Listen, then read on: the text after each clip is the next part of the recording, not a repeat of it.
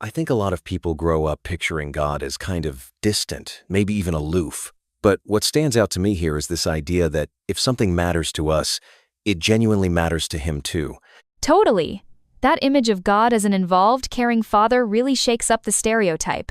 It's like if you're going through something, even something small, He's not just observing from far away, He's right there, invested in what's happening to you. It actually makes the whole message so much more intimate, doesn't it?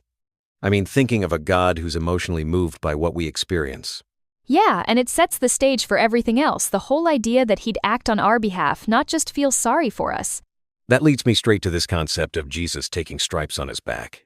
A lot of people wonder, why did it have to be physical? Why not just spiritual or symbolic suffering?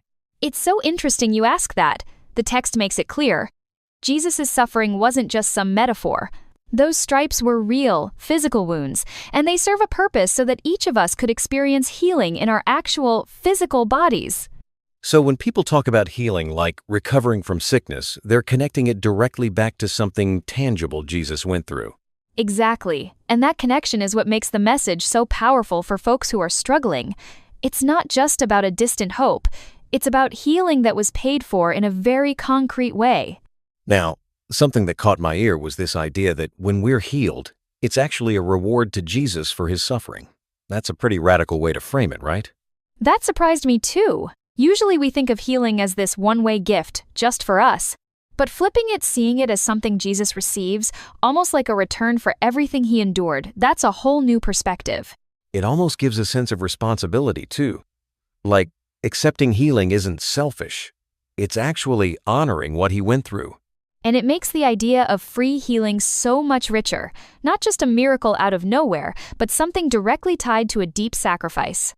Switching gears a bit, I noticed those phrases from the Bible like, He was wounded for our transgressions, and by His stripes we are healed. There's a lot packed into those lines. Those words always jump out at me. They show that every form of pain, whether it's because of what we've done or what's been done to us, was actually covered in what Jesus went through. Even peace, not just physical healing, is part of what's offered. So it's not just about curing bodies. It's about healing the whole person, body, mind, soul, even the stuff that keeps us up at night. Right. And that bit about chastisement for our peace, I think a lot of people overlook how much mental and emotional relief is included in the promise.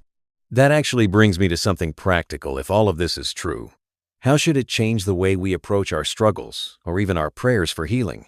Honestly, it gives me a sense of boldness. Like, I can ask for help without feeling guilty or selfish, because there's already been a price paid for my healing.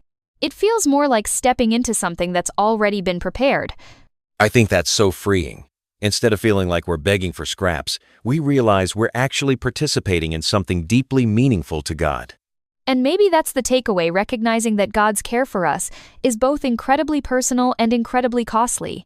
It's an invitation to accept help, healing, and peace, knowing it comes from a place of real love.